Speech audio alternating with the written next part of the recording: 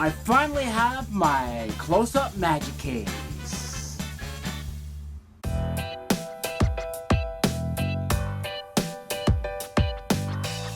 Hi, I'm Aaron Jones and welcome to another vlog coming to you from me, Hama, in Japan. And today I wanted to talk about my close-up magic case. If some of you don't know, I am an entertainer, a magician, and I have this awesome close-up magic case, and I'll put close-up videos of it later. This is it here, and this close-up case I got years ago. It's based on Tony Ing's famous, well-known magician from Victoria, British Columbia, my magic teacher. His magic case was like this, and he had a few made like his, and I have one of them. And when I moved to Japan in 2003, I didn't bring it with me. Now, before that, I have brought it to Japan, and this is very nice for doing close-up shows and carrying it around, but it's not really well designed for international travel. And when I moved to Japan, because it is a little bit heavy, now it's full of props, so it's a little bit heavy. Let me just put it down. It wasn't something that I needed to bring at the time, and when moving, I had to be very careful. What do I need to bring with me to Japan, and what do I don't need immediately after moving to Japan? And so I can do my close-up magic without the case, so I left it behind. And the last couple of years I really wanted it, so when I went back to Canada in November of 2015, I finally brought it back with me. And the last time before I went to Canada, I brought back a different table, my stage table that I brought that back with me as well. But this time I brought this one back. I thought I was going to have trouble passing customs in Japan. No problem, because it is unusual.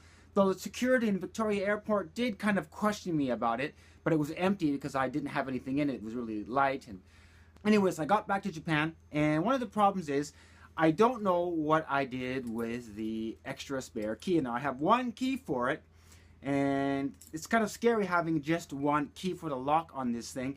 And so I wanted to get some more made. And when I was in Canada, also when I get back to Japan, I'll just go to the local key shop and have one made. Well, I went to the local key shop. They don't have this key. I went to another key shop. They don't have it.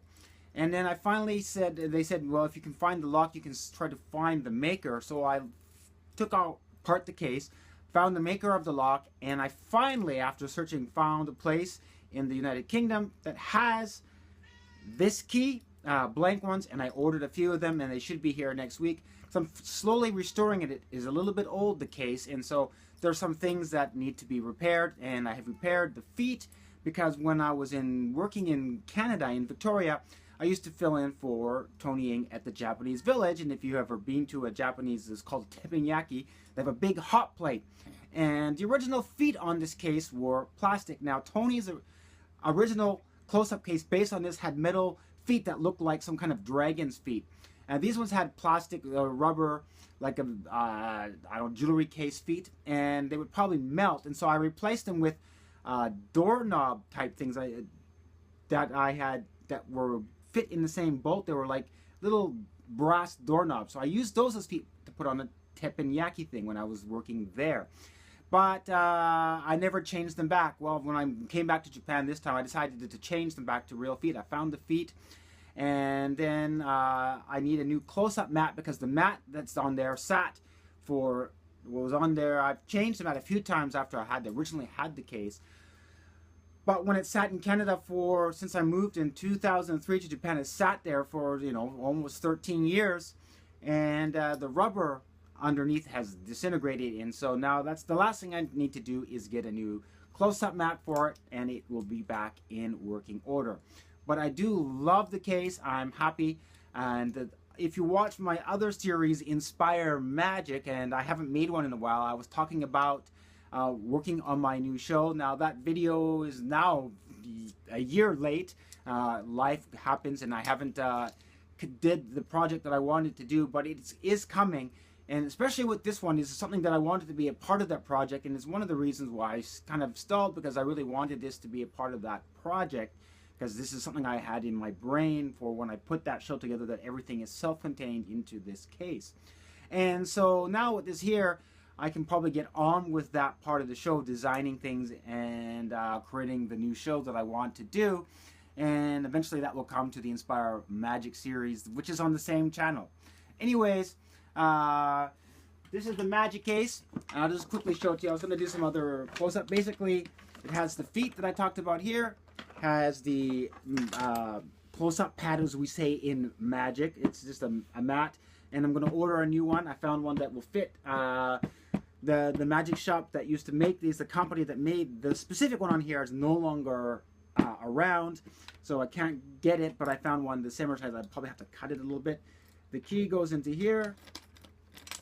And you open this up, and inside are the opens it up like this, and inside are the contents for my show. For example, playing cards fit in here perfectly. Of course, Tony had it designed to fit specifically for that thing, and I won't show you everything. It's out of my secret stuff, but you get the basic idea of this case, and it locks up like this.